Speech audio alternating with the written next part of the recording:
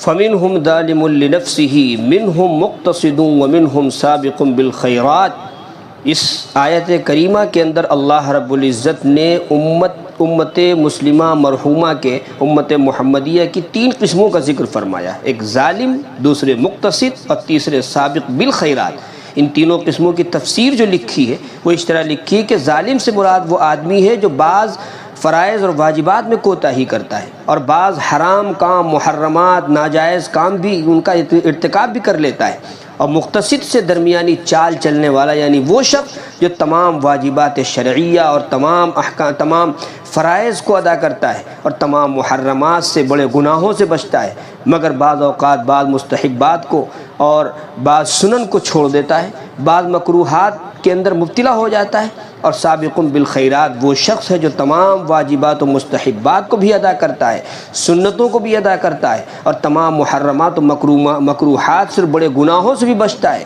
اور بعض مباحات کو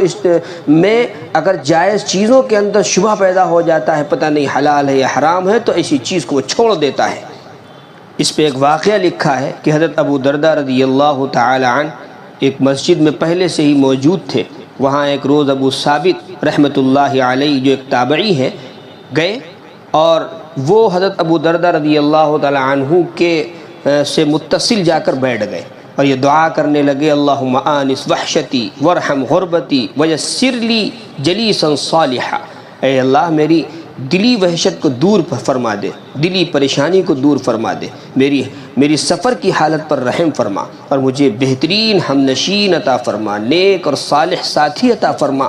یہاں یہ بات قابل غور ہے کہ سلف صالحین میں، بزرگوں میں اور ہمارے بڑوں کے اندر جلیس صالح یعنی نیک ہمنشین کی طلب اور تلاش کا کیا درجہ تھا۔ اس کو اہم مقصد اور سب پریشانیوں کا علاج سمجھ کر کے اللہ تعالیٰ سے اس کی دعائیں مانگا کرتے تھے۔ ابو درداء رضی اللہ تعالیٰ عنہ نے جب یہ دعا ابو ثابت کی سنی تو فرمایا کہ اگر آپ اپنی اس دعا اور طلب میں سچے ہیں تو میں اس معاملے میں آپ سے زیادہ خوش نصیب ہوں۔ اس کا مطلب یہ تھا کہ مجھے اللہ نے آپ جیسا جلیس صالح دوست اور ہمنشین بے مانگے اللہ نے ہمیں عنایت فرما دیا، اور فرمایا کہ میں آپ کو ایک حدیث سناتا ہوں جو میں نے رسول اکرم صلی اللہ علیہ وسلم سے سنی ہے، مگر جب سے میں نے اس کو سنا ہے اس وقت سے لے کر کے اب تک کسی سے بیان نہیں کیا۔ اور وہ حدیث یہ ہے، آپ نے یہ آیت تلاوت فرمائی، ثم اورثنا الکتاب الذین اصطفینا، پھر فرمایا کہ ان تین قسموں میں سے جو سابق بالخیرات ہیں وہ بے حساب جنت میں جائیں گے، اور دوسرے درجے کے جو مقتصد یعنی درمیانی چال چلنے والے ہیں ان سے ہلکا حساب لیا جائے گا، اور ظالم یعنی اعمال میں کوتاہی کرنے والے، فرائض میں کوتاہی کرنے والے، بڑے گناہوں کی لغزش میں مبتلا ہو جانے والے، لغزش سے مبتلا ہو جانے والے، ان کو اس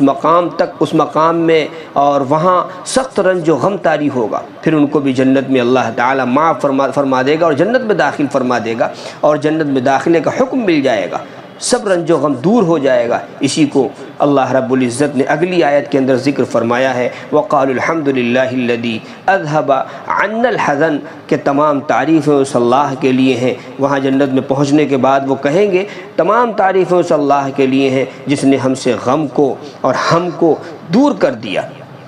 ایک مرتبہ عقبہ ابن صہبان بنائی سے روایت ہے، وہ کہتے ہیں کہ ام المومنین حضرت عائشہ صدیقہ رضی اللہ تعالی عنہا سے اس آیت کی تفسیر دریافت کی تھی انہوں نے،